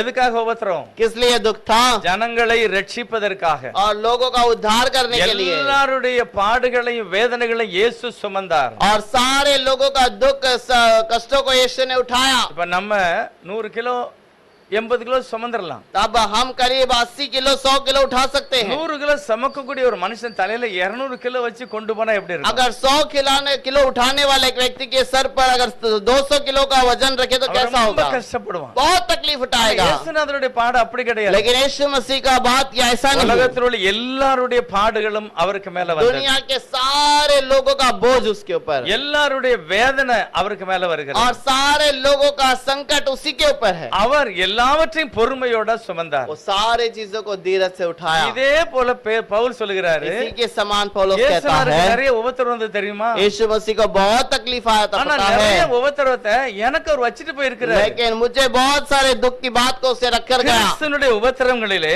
और मसीहा का जीवन के अंदर அவர் செய்யாததை குறைவானதை और उसने जो नहीं किया है அவருடைய சபைக்காக சரீரமாகிய சபைக்காக और उसके शारीरिक कलीसिया के என் लिए மாம்சத்திலே நான் நிறைவேற்றுகிறேன். मेरे शरीर के द्वारा उसे पूरा करता हूँ। எத்தனை பேர் கஷ்டப்படுறீங்க? कितने लोग तकलीफ उठाते हैं, எத்தனை பேர் வேதனையா இருக்கு? कितने लोगों को दुख है। ஆண்டவர் சொல்லுகிறார், प्रभु कहता है, கிறிஸ்துனுடைய உபத்திரவத்துல உங்களுக்கும் கொஞ்சம் வச்சிருக்கிறார். मसीहा के दुख में तुम्हारे लिए भी कुछ है। அங்க உங்க மூலமா சில காரியங்களை தேவன் வெளிப்படுத்த சித்தமா இருக்கிறார். तुम्हारे कारण प्रभु कुछ बात को प्रकट அது करना चाहता யோசேப்புக்கு है। புரிஞ்சுக்கிட்டு वो यूसुफ समझ गया அதனாலதான் அவர் நீடிய பொறுமை உள்ளவராக और இருக்கிறார். इसलिए वो बहुत ही धीरज था। எல்லா இக்கட்டிலையும் அவர் பொறுமையா இருந்தார். सारे संकट में वो दयालु था। அவர் எப்பவும் சொல்வார், இந்த தேவன் சதா காலங்களிலும் என்னை वो ரட்சிப்பார். कहता है, यह परमेश्वर सर्वदा मुझे संभालेगा। ஜெயில இருக்கும்போது और जो जेल में रहने के समय கண்டிப்பா पर அப்படிதான் சொல்வாரு, जरूर ऐसे ही कहा இந்த होगा, தேவன் சதா காலங்களிலும். यह परमेश्वर सर्वदा के लिए। அவருக்கு ஒரு பாவ பிரச்சனை வரும்போது, अब पाप का कोई समस्या आता है ஓ இந்த தேவன் மகா பெரிய தேவன், और यह परमेश्वर बहुत महान है। பிரச்சனை தான். समस्या तो है நான் இதை மீறினோம்னா கண்டிப்பா எனக்கு பயங்கரமான ஒரு அடியும் ஓத்திரம் தான் வரும். और इसका उल्लंघन करूंगा तो मुझे बहुत बड़ी मार ஆனா पड़ेगी। இந்த தேவன் लेकिन ये प्रभु சதா காலங்களிலும் என்னை மீட்டுக் கொள்வார். सर्वशक्तिमान அப்படி परमेश्वर, ஒரு நம்பிக்கை அவனுக்கு வருவதற்கு முக்கியமான वैसा காரணம் என்ன? भरोसा आने का मुख्य कार्य क्या है? கர்த்தர் அவனை முக்கியமான ஒரு நபராக और வைக்கிறார். प्रभु उसे मुख्य स्थान पर रखता है। அப்படிப்பட்ட ஜனங்களுக்கு தான் சில உபத்திரவங்களை கர்த்தர் और கொடுக்கிறார். वैसे लोगों को ही प्रभु कुछ बात को देता है। உபத்திரப்படுகிறவனுடைய உபத்திரவத்தை அவர் அற்பமாக நினைக்கவில்லை. और जो दुख उठाते हैं उनके दुख को वो तुच्छ नहीं जानता। பவுலும் கூட நிறைய உபத்திரப்பட்டார். पौलुस भी बहुत सारा दुख ஆனா उठाया, பவுல் பட்ட உபத்திரமும் இயேசுநாதர் படல அப்படின்னு சொல்லுகிறார். लेकिन पौलुस ने जो उठाया है वो यीशु मसीह ने नहीं उठाया, उतना உங்க दुख है। பாவத்துக்கு பவுல் பாடுபடல, இயேசு பாடுபட்டார். आपके जो संकट के लिए पौलुस दुख नहीं उठाया, यीशु ने दुख उठाया। உங்களுடைய சாபத்தை நீக்கிறதுக்கு பவுல் உபத்திரப்படல, இயேசு. आपके श्राप के लिए पौलुस ने दुख नहीं उठाया, यीशु ने ஆனா उठाया। இயேசுங்க சொல்றாரு, சபைக்காக சில காரியங்களை நான் அனுபவித்தேன். और यीशु कहता है, कलीसिया के लिए मैंने कुछ बात को उठाया है। சபைக்காக என்ன உபத்திரப்பட்டாரு? क्या दुख उठाया है? கஷ்டப்பட்டார். பணம் இல்ல அவர்கிட்ட, और उसके पैसे नहीं थे, சரியான துணிமணி கிடையாது, सही वस्त्र नहीं था, இருக்க வீடு கிடையாது. सही घर नहीं था। அவர் சொல்றாரு, நான் கடல் யாத்திரை இருக்கும்போது 12 மணி நேரம் தண்ணிக்குள்ளேயே கிடந்தேன். और वो कहता है, मैं यात्रा में 12 घंटे समुद्र के बीच में था 39 அடி நிறைய நேரம் என்னை அடிச்சிருக்காங்க. और बार बार मुझे 39 मार मेरे पीठ पे पड़ी இது है। பாவத்துக்காக அல்ல, ये पाप के कारण नहीं, சபைக்காக பாடுபட்டேன். मैं कलीसिया के लिए इतना दुख ஏன்னா उठाता தேவ हूं। அன்பை கொண்டு நான் சபைக்கு சொல்ல போறேன், लेकिन प्रभु के प्रेम को बताने वाला हूँ, சாத்தான் என்னை அடிக்கான். शैतान मुझे मारता ஏன்னா है, தேவனுடைய ஊழியத்தை நான் சுமந்து கொண்டு வரதுனால என்னை வேதனைப்படுத்துதான். क्योंकि प्रभु का उस सेवकाई को मैं उठाकर चलता हूँ, इसीलिए वो मारता है ஆகவே நான் மகிமைப்படுகிறேன் और அப்படிங்கிறார். इसीलिए मैं महिमा में என்னுடைய देता हूं। கட்டுகள் தேவனுடைய சுவிசேஷத்தை கட்ட முடியவில்லை அப்படிங்கிறார். और मेरा बंधन सुसमाचार को बांध नहीं पाता, நான் கட்டப்பட்டிருக்கிறேன், मैं बांधा गया हूँ, சுவிசேஷமோ கட்டப்படவில்லை. सुसमाचार बांधा नहीं गया। ஜெயில இருக்கும்போது நிறைய பேர் और ரட்சிக்கப்பட்டிருக்காங்க. वो जेल में रहने के समय पर बहुत सारे लोग उतार பிலிப்பியர் पाए। 1வது அதிகாரத்தில் நிறைய விவரம் சொல்லுதாரு. फिलिपियों के पहले अध्याय के अंदर बहुत सारी बातों को நான் बताता है। கட்டப்பட்டிருக்கிறேன் ஜெயில, मैं बांधा गया हूँ ஆனா जेल என்னை में, பார்க்கிறவன் யாருமே என்னை துச்சமா நினைக்கல. लेकिन जिसने भी मुझे देखा वो मुझे तुच्छ न जाना, என்னுடைய கட்டுகளை நிமித்தம் அவங்க ரட்சிக்கப்பட்டாங்க और அப்படிங்கிறார். मेरे एक बंधन के कारण वो उद्धार पाए இதே हैं। அனுபவம் தான் யோசேப்புக்கு கூட இருக்கு. और यही अनुभव यूसुफ के लिए भी சங்கீதம் है। சொல்லுது, தேவனுடைய வசனம் அவனை புடமிட்டது. वचन संहिता कहता है, प्रभु का वचन उसे वहां पर संकट में डाल दिया। சாகு வரைக்கா? क्या वो मरने तक? இல்ல இல்ல, नहीं, கொஞ்ச நாள் தான். थोड़ा समय। எதனால கொஞ்ச நாள்? इसलिए थोड़ा நம்முடைய समय। தேவன் மனதுருக்கம் உள்ள தெய்வம். हमारा परमेश्वर तरस खाता அவர் है, எவ்வளவு உபத்திரப்பட்டானோ அவ்வளவுக்கு மேல அதிகமாக और ஆசீர்வதிக்கப்பட்டார். जितना उसने संकट उठाया है उतना अधिक वो आशीष भी पाया। நம்மளும் கூட நிறைய பேரு யோசேப்பு போல நிறைய பேரு இப்படிப்பட்ட கஷ்டங்களை நம்ம அனுபவிக்கலாம். हम भी बहुत सारे लोग ऐसे संकट या कष्ट को उठा सकते எதுக்காக? हैं। किस लिए? பரிசுத்தத்துக்காக, पवित्रता के लिए, என்னுடைய பிள்ளைக்காக, या फिर मेरे बच्चों के लिए, குடும்பத்துக்காக, परिवार के लिए। நம்ம பாரத்தோட ஜெபம் பண்ணும்போது हम बोझ के साथ जब प्रार्थना करते हैं, மனம் போல வாழ முடியல. मन के इच्छा के अनुसार ஆனா जब नहीं தெய்வமோ जीते, என் மேல மனதுருக்கத்தோடு இருக்கிறார். लेकिन प्रभु मेरे पर तरस खाता है। பழைய ஏற்பாடுல உள்ள ஆண்டவர் மனது உருகி இஸ்ரவேல் ஜனங்களை தள்ளிவிடவில்லை, சேர்த்து கொண்டார்னு இருக்கிறது. पुराने नियम के अंदर का जो प्रभु है वो इजरायलियों को दूर नहीं किया बल्कि उनको अपने से जोड़ அதான் दिया। ராஜாக்கள் 2 ராஜாக்கள் 13:23 சொல்லுகிறது. यही पहला राजा 2:23 पे लिखा है। ஆனா உபத்திரவத்தின் வழியாக போன அந்த யோசேப்ப, लेकिन जो संकट के बीच में चलने वाला यूसुफ, அவருக்கு எல்லாமே தெரியுது. और उसको सब कुछ पता है। அவர் ஜெயில்ல இருக்கிறாரு. वो जेल में है। ராஜாக்கு ஒரு சொப்பனம் வந்துட்டு, राजा को सपना आया அந்த சொப்பனம் வந்த உடனே ராஜா என்ன செய்தான்? और वो स्वप्न आते ही राजा ने क्या किया? ஜோசியக்காரன் எல்லாத்தையும் கூப்பிட்டு விசாரிக்கிறான். सादा जोदू करने वाले, टोना करने वाले सबको बुलाकर पूछ लिया। ஒருவனுக்குமே தெரியல பாருங்க. किसी ने भी नहीं बताया। அப்படிப்பட்ட நேரத்துல தேவன் தன்னுடைய தாசனை மகிமைப்படுத்துகிறார். और वैसे समय पर प्रभु अपने दास को महिमा करता அங்க है। ஒருத்தன் சொல்லுதான், ஐயா ஜெயில்ல ஒருவர் இருக்கிறாரு, और वो कहता है जेल में एक व्यक्ति அவன் है எபிரேய பிள்ளையாண்டான், और वो इब्रानी का लड़का ஆனா है, அவன் எல்லாம் கரெக்டா लेकिन சொல்லிடுவான். वो सब कुछ सही से உடனே बताएगा। அவனை நல்லா குளிக்க ஊத்தி சேவ் பண்ணி நல்ல Dress போட்டு கொண்டு வராங்க. और तुरंत उसे नहा धोकर अच्छे से बाल बनाकर अच्छे वस्त्र पहनकर लेकर आते வேதாகமத்துல हैं। நிறைய காரியங்களை விவரமா எழுதி வைக்கல. कलाम में बहुत सारी बातों को लिखकर नहीं रखा ஆனா அவர் गया, அங்க இருந்து வரும்போது அவர் சொன்ன முதல் வார்த்தை என்னது? लेकिन वहां से आने के समय पर पहला शब्द उसने क्या कहा? ராஜா பத்தி என்ன சொல்றாரு? राजा को देखकर क्या ராஜாவுக்கு कहा? நடக்க போற அத்தனையுமே மங்களகரமானது. और राजा के जीवन में जो बातें होगी वो एक अच्छा एक संदेश அது है। எப்படி யோசேப்புக்கு தெரியும்? वो यूसुफ को कैसे बता? தேவனே வெளிப்படுத்தியிருக்கிறார். प्रभु ने खुद बताया நம்முடைய है। பைபிள்ல எழுதியிருக்கிறது. बाइबल में लिखा है, ஆண்டவர் சொல்லுகிறாரு, और वहाँ प्रभु कहता உங்களை है, உபத்திரப்படுத்தும் போது तुम्हें जो संकट देता நீங்க है எவைகளை பேச வேண்டும் என்று தீர்மானிக்க வேண்டாம். और तुम्हें क्या बातें करना है इसका निर्णय मत लीजिए। லூக்கா சொல்றாரு, லூக்கால இருக்கு, लूक में लिखा है, நான் உனக்கு பேசுவேன். मैं तुम्हारे लिए बातें करूंगा। மத்தேயுல என்ன எழுதி தெரியுமா? लेकिन मत्ती में क्या लिखा है पता நீங்க है? என்ன பேசன்னு ஒரு மாதிரி திகைக்க வேண்டாம். तू क्या बातें करो करके गड़बड़ में मत सोच என் जाना। பிதாவின் ஆவியானவர் பேசுவார். मेरा पिता का आत्मा तुझसे बातें करेगा। அவர் சொல்றாரு பிதா பேசுவார். पिता बातें करेगा करके कहता லூக்கா है। சொல்றாரு இயேசு பேசுவார். लूका कहता है यीशु बातें யார் करेगा। தான் பேசுகிறார்? कौन बातें करेगा? சர்வ வல்லமுள்ளவர். அவர் सर्वशक्तिमान। எப்படியும் பேசுவார். वो कैसे भी बातें அவர் करेगा। மனதுருக்கம் உள்ள ஒரு और கடவுள். वो मन पर तरस करने वाला खुदा ஆகவேதான் है। பைபிள் சொல்லுகிறது, இந்த தேவன் தான் ஐயா. इसलिए बाइबल कहता है இவர்தான். यही प्रभु, यही இவர்கள் प्रभु, அல்ல, ये नहीं, இவர்களே அல்ல, इन लोगों को नहीं, ஒரே ஒரு தெய்வம், और ये एक ही அவர் प्रभु, ஒருவரே சர்வ வல்லமுள்ள और இயேசுநாதர். वो एक ही सर्वशक्तिमान यीशु। அப்படிப்பட்ட தெய்வத்தை நாம் ஆராதிக்கிறோம். और वैसे खुदा को हम नमन இன்னொரு करते हैं। மனதுருக்கத்தை பற்றி பழைய ஏற்பாட்டுல ஏசாயா 30வது அதிகாரத்துல यशायाह का 30वां अध्याय 18வது வசனத்துல பாருங்க, ஆண்டவர் எப்படி மனதுருக்கம் உள்ளவர். यशायाह 30 18वां वचन में क्या लिखा है? प्रभु कैसे तरस खाता है। ஆனாலும் உங்களுக்கு இறங்கும்படி கர்த்தர் காத்திருப்பார், உங்கள் மேல் மனதிருகும்படி எழுந்திருப்பார். கர்த்தர் நீதி செய்கிற தேவன், அவருக்கு காத்திருக்கிற அனைவரும் பாக்கியவான்கள். யாரெல்லாம் காத்திருக்கா? कौन कौन इंतजार करता है? ஆண்டவர் தான் எனக்கு இதுல விடுதலை கொடுப்பார். प्रभु मुझे इस पे छुटकारा देगा। என் சம்பளத்துல அவர் உதவி செய்வார். मेरा पगार में वो मदद करेगा, நான் போகும்போது வரும்போது எனக்கு உதவி செய்வார். और मेरे आने जाने के रास्ते எங்க पे मदद குடும்பம் करेगा। இருக்கிறதை காட்டிலும் மகிமையா இருக்கும். मेरा परिवार बाकी जो है उससे बढ़कर இப்படி रहेगा। யாரெல்லாம் காத்திருக்காங்களோ, और जो भी ऐसा इंतजार करते हैं, ஏசாயா மூலமா பரிசுத்த ஆவியானவர் சொல்லுகிறார், यशायाह के द्वारा पवित्र आत्मा कहता அவர் है, சீக்கிரமா எழுந்திருப்பார், और वो जल्द ही அவர் उठेगा, உங்களுக்கு நீதி செய்வார், वो तुम्हें न्याय करेगा, நீங்கள் பாக்கியவான்கள். तुम धन्य रहोगे। இந்த வார்த்தையை கேட்டவுடனே ஆமா ஆண்டவரே நாங்கெல்லாம் பாக்கியவான்கள். और ये वचन सुनते हमें कहना, हाँ प्रभु जी हम सब इस वचन पे भरोसा எல்லாரும் करते சொல்லணும் हैं। வாய் திறந்து, ஆம் நான் காத்திருக்கிறேன், நான் हाँ प्रभु பாக்கியவான், मैं इस वचन के अनुसार इंतजार करता हूँ, நான் பாக்கியவான். मैं धन्य हूँ। கண்டிப்பா கர்த்தர் உங்களை பாக்கியமா மாற்று. जरूर आपको धन्य बनाएगा। என்னைக்கு ஆக்குவாரு? कब बनाएगा? இன்னைக்கு ஆக்குவாரு, क्या आज बनाएगा? நாளைக்கு ஆக்கிடுவாரு, कल बनाएगा, சீக்கிரமாக கர்த்தர் जल्द செய்வார். ही प्रभु காரணம் करेगा, அவர் மனதுருக்கம் உள்ள क्योंकि वो ஒரு तरस தெய்வம். करने वाला खुदा அதே है। ஏசாயா 55வது அதிகாரத்துல यशायाह 55 के अंदर 7வது வசனம், 7वां वचन, ஏசாயா 55ல 7வது வசனம், துன்மார்க்கன் தன் வழியையும் அக்கிரமக்காரன் தன் நினைவுகளையும் விட்டு கர்த்தரிடத்தில் திரும்ப கடவன், அவர் அவன் மேல் மனதுருகுவார். நம்முடைய தேவனிடத்திற்கு திரும்ப கடவன், அவர் மன்னிக்கிறதற்கு தயை பெருத்திருக்கிறார். दुष्ट अपनी चाल चलन और अनर्थकारी अपनी सोच विचार छोड़कर यहोवा ही की ओर फिरे, वह उस पर दया करेगा। वह हमारे परमेश्वर की ओर फिरे और वह पूरी रीति से उसको क्षमा करेगा। அவருக்குள்ள மனதுருக்கம் இருந்தது.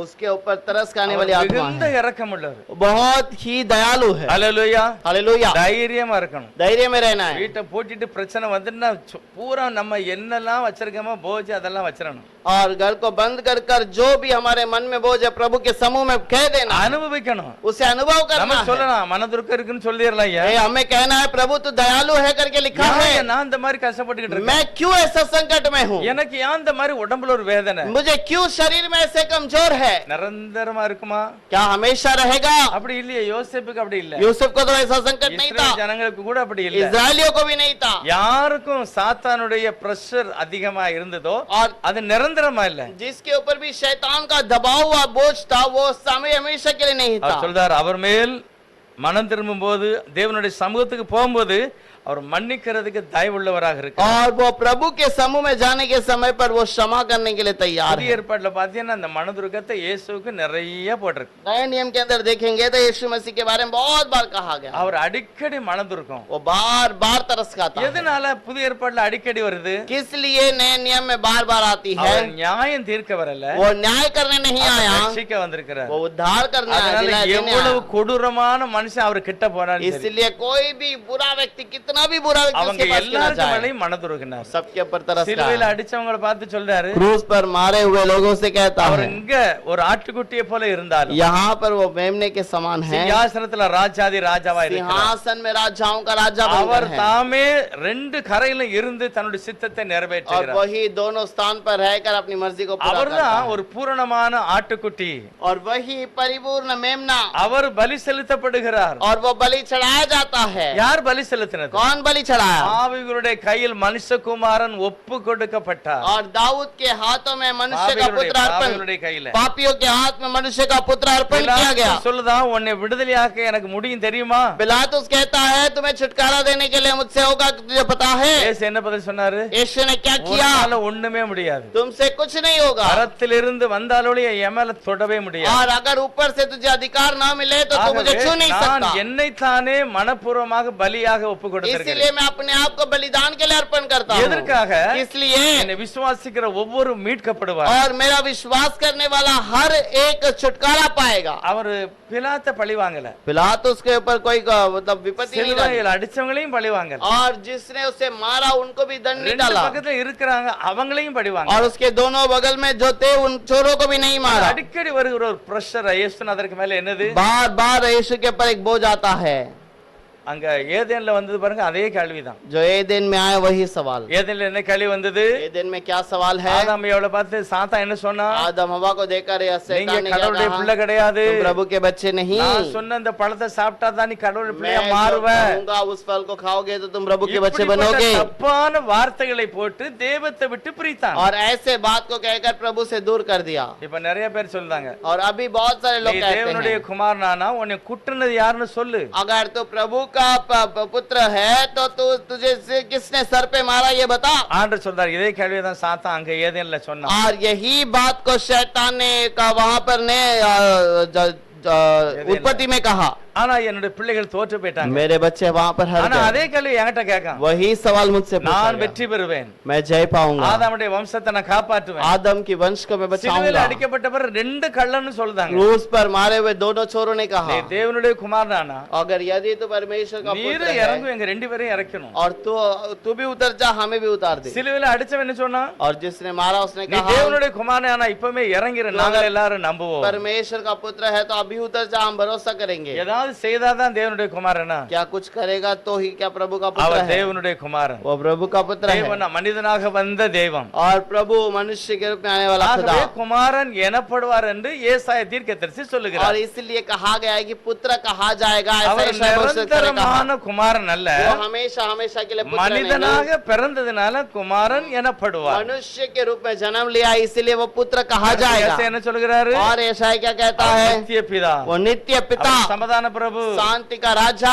சர்வ வல்லமுள்ளவர். सर्वशक्तिमान, அப்படிப்பட்ட தெய்வம் और वो परमेश्वर தன்னுடைய மனதுருக்கத்தை காண்பிக்கும்படியாக தான் இந்த உலகத்துல வந்து தன்னை வெளிப்படுத்துகிறார். और वो तरस खाकर दुनिया में आकर वो हमारे पर दया புதிய किया है। ஏற்பாட்டுல பார்த்தீங்கன்னா எல்லா சுவிசேஷத்திலையும் கர்த்தர் சொல்லுகிறார், नए नियम के अंदर सारे सुसमाचार में प्रभु कहता है மனது உருகினார். और वो तरस खाया। ஐயோ இவங்களுக்கெல்லாம் மேய்ப்பனில்லாத ஆடுகள் மாதிரி இருக்கு. ये सब भेड़ जब बकरो मतलब चरवा के बिना ஆகவே भेड़ है। அவங்களுக்காக மனது உருகி பிரசங்கம் பண்ணார். और इसलिए उनके लिए तरस खाकर प्रचार 3 நாளா किया। என் கூட இருந்து செய்தி கேட்டுட்டாங்க. 3 दिन उन्होंने बैठकर समाचार வீட்டுக்கு सुना। போனாங்கன்னா சோர்ந்து போயிருவாங்களே, और घर जाएंगे तो निराश हो जाएंगे। இவங்களுக்கு சாப்பாடு கொடுத்து தான் इनको அனுப்பணும். खाना देकर ही भेजना है। மனது உருக்கம். और ये सब उसका तरस ஒரு खाना ஊருக்குள்ள நுழைந்தாரு, है। एक गांव में गया அங்க இருந்து ஒரு பையனை சுமந்துக்கிட்டு வராங்க. और वहां पर एक लड़के को उठाकर लाते பைபிள் हैं। சொல்லுகிறது அவ யார், அந்த ஸ்திரியை பற்றி என்ன போட்டிருக்கு? और बाइबल में उस स्त्री के बारे में क्या कहा है? ஒரு செத்து போன பையனை தூக்கிட்டு வராங்க. और जो एक मरे हुए लड़के को जब वो अंदर से उठा के लेकर आते हैं, नाइनूर, விதவை. वो नाइनूर की विधवा। நல்ல யோசித்து பாருங்க, ஒரு பொண்ணுக்கு ஒரு பொம்பளைக்கு ஆதரவு யாரு? और वो एक स्त्री का सहारा कौन है? புருஷன் தான். उसका पति है। அந்த ஆளு செத்து போயிட்டாரு. वो मर गया। அடுத்து அவளுக்கு ஆதரவு யாரு? और अगला सहारा उसका कौन है? அவன் பையன் தான். उसका बेटा है। அந்த பையனும் செத்து போயிட்டான். वो भी मर गया।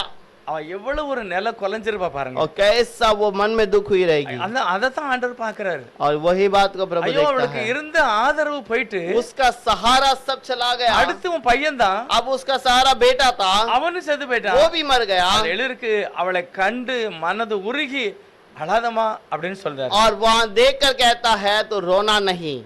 இன்றைக்கும் அப்படிப்பட்ட ஒவ்வொருவரையும் கர்த்தர் பார்த்து அப்படிதான் சொல்லுவார். आज भी हर एक को देखकर प्रभु ये से कहता है। இயேசு தன்னுடைய வார்த்தையை அனுப்பி ஜனங்களை ஆறுதல் படுத்துகிறார். अपने वचन को बेचकर वहां पर அவருடைய तसल्ली देता மனது है। உருக்கத்தின்படி நடந்துக்கிட்டாரு. मन तरस खाकर उसने अपना அவர் மனது உருக்கம் உள்ளத சொல்லியும் காமிக்கிறார். और वो तरस खाता है करके बताता भी है। அந்த இளைய குமாரன் திரும்பி வரும்போது பாருங்க அவர் நடந்துகிட்ட விதத்தை. और जब दूसरा लड़का वापस लौट कर आया उसकी चाल चलन को देखिए। ड्रेस கிடையாது, செருப்பு கிடையாது, और वो नहाया नहीं है और उसका वस्त्र सही नहीं है, चप्पल नहीं है, அசிங்கமா இருக்கான், बहुत ही बदबू है, நாற்றம் இருக்கு. और दुर्गंध है। ஆனா பிதாவாகிய தெய்வம், लेकिन वो पिता परमेश्वर இயேசுவானவர் यीशु தன்னுடைய சித்தத்தை வெளிப்படுத்தும்படி அந்த ஸ்டோரியில சொல்றாரு. अपने मर्जी को प्रकट करने के लिए कहता है। அவனுடைய தகப்பனோ அவனை கண்டு மனதுருகினான். और उसका पिता उसे देखकर तरस खाया। அவன் பேசுவதற்கு முந்தி வர்றதுக்கு முந்தி இவர் ஓடுகிறார். और वो बेटा बातें करने के पहले ये यहाँ से दौड़ कर जाता है। அவர்தான். அவரை பார்த்து நம்ம சொல்லணும், இந்த தெய்வம் और என்னை उसी को காப்பாற்றும். देखकर कहना है कि ये पिता परमेश्वर இவர் मुझे மரண संभालेगा। பரியந்தமும் என்னை காத்துக்கொள்வார். मरण तक मुझे संभालने के लिए हो गया அப்படிப்பட்ட है। ஒரு பெரிய நம்பிக்கை ஒவ்வொரு பரிசுத்தவான்களுக்கு இருந்தது. और वो विचार हर एक पवित्र लोगों के लिए है। அதனாலதான் பயங்கரமான சாட்சிகளை और அனுபவித்தார். इसलिए बहुत भयंकर जो गवाही को रखा है। காலத்துல नेबूखदनेस्सर के சிங்க समय पर கபில போடும்போது, जब सिंह के कुफे में डाला गया எரிகிற था, அக்னியில போடும்போது, ये जलने वाले आग में डालने के समय पर, இப்படி ரட்சிக்கிற தெய்வம் அல்லாமல் வேற ஒருவருமே இல்லைன்னு और ऐसा उद्धार करता परमेश्वर को छोड़कर और कोई खुदा नहीं। அவனுக்கு கடவுளே தெரியாது. उसको खुदा पता ही नहीं। தெரியுமா அவனுக்கு? क्या उसको पता है? சாத்ராக், மேஷாக், ஆபேத்நேகோ தூக்கி அக்னியில போடணும்னு சொன்னான் பாரு. सातराक मेशक आबेदनेगो को जब अग्नि में डालने के लिए कहा, அவனுக்கு எல்லாம் தெரியாது, பைபிள் தெரியாது. उसे ऐसा पता नहीं था। ஆனா அந்த ரட்சிப்பு நடந்த உடனே लेकिन वो उद्धार मिलते हैं। இவ்விதமாக ரட்சிக்கத்தக்க தேவன் யாரு? और ऐसा उद्धार करने वाला परमेश्वर कौन है? ஆகவே இவரே தெய்வம். और इसलिए यही खुदा है। இவரை தான் நீங்க வணங்கணும். इसी को नमन करना है। நேபுகாத்நேசர் சொல்றார் கடைசி 4வது அதிகாரத்துல, नेबूखदनेस्सर आखिर 5-6 अध्याय में कहता है, நான் என்னெல்லாமோ பண்ணுனேன், मैं बहुत कुछ किया, இப்போ ஒரு காரியம் எனக்கு தெளிவாயிட்டு. लेकिन अभी एक बात मुझे समझ आई அவர் है। என்ன நினைக்கிறாரோ அதுதான் நடக்கும். और वो जो सोचता है वही होगा। பெருமைப்பட்டு யார் வாழ முடியாது. घमंड करके कोई जीवित नहीं நான் रह பெருமைப்பட்ட सकता। மாடா மாறிட்டேன். और मैं घमंड किया, मैं तो भैंस बन गया நான் ஒப்பு கொடுத்தேன், और इसलिए अर्पण किया, அழுதேன், रोया, என்ன மாற்றிட்டாரு. मुझे फिर से बदला। என்னெல்லாம் நான் இழந்தேனோ அத்தனை எனக்கு கிடைச்சிக்கிச்சு. जो मैं खो गया था सब कुछ मुझे मिल गया। நேபுகாத்நேசர் சொல்றாரு 4வது அதிகாரத்துல, नेबूखदनेस्सर 4 நான் अध्याय में कहता है, என்னெல்லாம் இழந்தேனோ அத்தனை எனக்கு கிடைச்சிக்கிச்சு. जो भी मैं खो दिया सब कुछ मुझे मिला।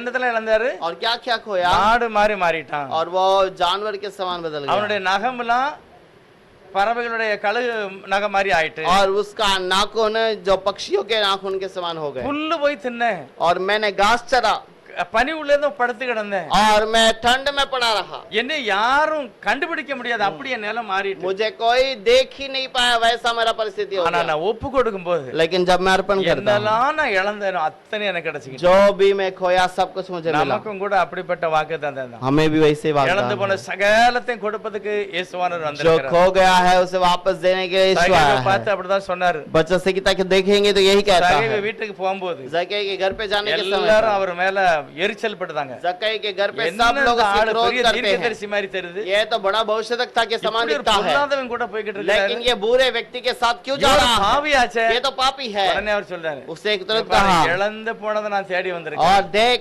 मैं जो गुम गया था उसे ढूंढ कर आया அது हूं। மட்டும் இல்ல, நான் ரட்சிக்க வந்திருக்கிறேன். और मैं उद्धार करने के लिए आया हूँ। அந்த ஆண்டவரை பார்த்து சொல்லுகிறார், उस प्रभु को देखकर कहता है, இவரே என்றென்றும் சதா காலங்களிலும் और செய்துள்ள यही सर्वदा के लिए स्तुति का योग्य கிருபை. எத்தனை प्रभु। பேர் நம்ம அந்த ஆண்டவர் வணங்குதோம் பாருங்க. कितने लोग उस प्रभु को धन्यवाद அப்ப நம்ம कहते எவ்வளவு हैं, பாக்கியவான்கள். और हम कितने धन्य हैं। உலகத்துல என்னெல்லாமோ வணங்கிக்கிட்டு இருக்கான். दुनिया में क्या क्या चीज को नमन நிறைய करते हैं। பேருடைய நம்பிக்கை வித்தியாசம். बहुत सारे लोगों का भरोसा कुछ और है, இயேசுதான் அவர் அப்படின்னு நம்பினா நீங்க பாக்கியவான். लेकिन यीशु को आप सही करके पहचान कर उसको नमन करते हैं तो आप धन्य நம்மை हैं। நிரந்தரமான ஆசீர்வாதத்தை தருவார். प्रभु आपको अच्छा निरंतर आशीष देगा। எல்லாரும் கண்ணை மூடி கர்த்தரை हम நோக்கி सब आंखों को बंद करके प्रभु से प्रार्थना வாயினால करेंगे। சொல்லணும், अपने मुंह से कहना है, இவரே என் சிநேகிதர், और यही मेरा இவரே என் மீட்பர், और यही मेरा उद्धार இந்த करता, தெய்வம் और यही சதா परमेश्वर காலங்களிலும் என்னை மீட்டுக் கொள்வார்.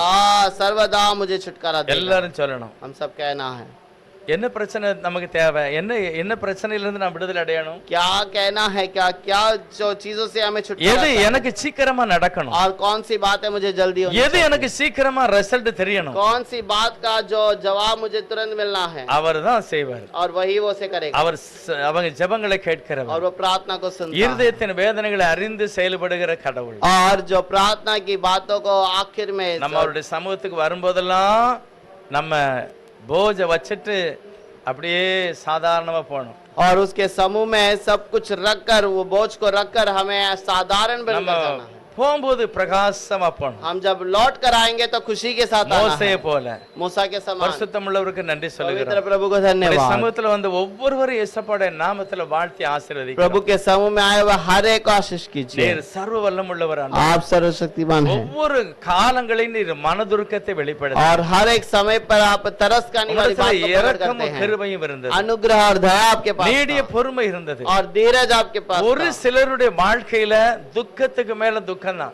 और हर एक मनुष्य के जीवन में दुख के ऊपर दुख है। எரேமியா, தானியேல், எஸ்றா, நெகேமியா நிறைய பாடுபட்டாங்க. एरेमिया, दानियल जो दूसरे बहुत सारे भविष्यवक्ता बहुत दुख होता ஆனால் है, இவர் எல்லாரையும் மகிமையாக நிறுத்தினார். लेकिन ये सबको तूने महिमा में उठाया। பவுலே சொல்லுகிறார், पौलुस कहता है, நான் வெற்றி அடைந்தேன், और मैं जय पाया, எனக்கு ஒரு ஜீவ கிரீடத்தை और मेरे வைத்திருக்கிறார். लिए जीवन का मुकुट है। எனக்கு மட்டும் இல்ல, मेरे लिए என்னை नहीं, போல எத்தனை பேர் இருக்கீங்களோ அத்தனை பேர் मेरे समान जो भी है सबके लिए है। அப்படிப்பட்ட மகிமையான நம்பிக்கையோட கர்த்தருடைய பிள்ளைகள் वैसे வாழணும். महिमा के जीवन को हम बिताने के लिए இப்ப मदद நாளைக்கு करें। இது நடக்கணும் ஆண்டவரே. अब कल के दिन में ये होना है சீக்கிரம் प्रभु, அது நடக்கணும் ये இயேசுப்பா. जल्द ही हो जाना அப்படி है। கேட்கிற ஒவ்வொருவருக்கும் அந்த அற்புதம் நடக்கணும். वैसे मांगने वाले हर एक के जीवन में वो सफल हो। மனதுருக்கம் உள்ள தெய்வம் என்பதை आप புரிந்து तरस கொள்ளணும். करने वाले प्रभु है ये वो समझ जाएं। இயேசுப்பா உம்முடைய பிள்ளைகளை இப்படி ஆசீர்வதிப்பீராக. आपके बच्चों को आशीष कीजिए, விடுதலை செய்யுங்க, छुटकारा दीजिए, சுகமாக்குங்க, और चंगाई दीजिए, சமாதானத்தோட வாழட்டும். और समाधान के साथ रहें। தாவீது சமாதானத்தோடு அவர் சொல்லுகிறார், दाऊद समाधान के साथ நான் कहता நடந்து है, வந்த பாதையெல்லாம் நீர் என்னை और பாதுகாத்தீர். जिस रास्ते पे मैं चलकर आया आपने मुझे இனி देखा। நான் உம்மிடத்துல என்னையா சொல்ல अब வேண்டும்? मैं आपसे क्या कहूँ நான் प्रभु? எம்மாத்திரம் கர்த்தாவே. मैं क्या लाभ का हूँ? அப்படிப்பட்ட மகிமையிலே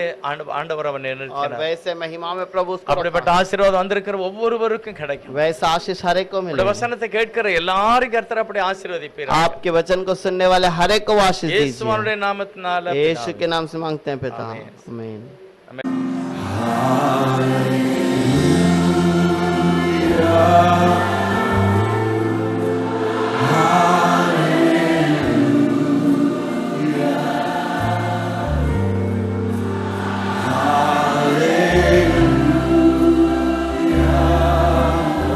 Thank you, Jesus.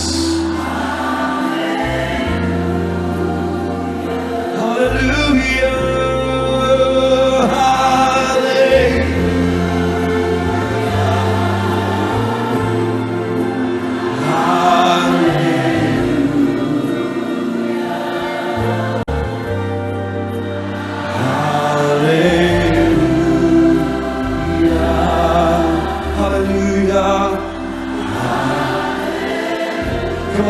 sing thank you, Jesus. Thank you, Jesus. Thank you, Jesus.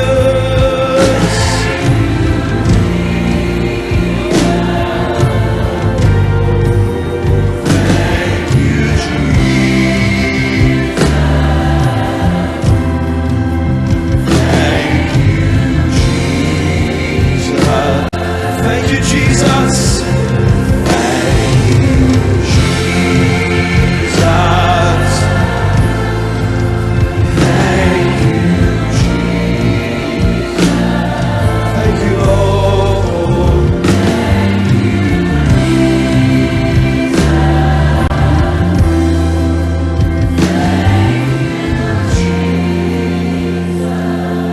Let's sing this. Holy, holy are you, Lord.